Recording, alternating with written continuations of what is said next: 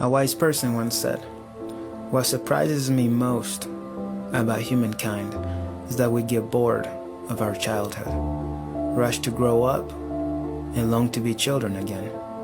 That we lose our health to make money, and then lose our money to restore our health.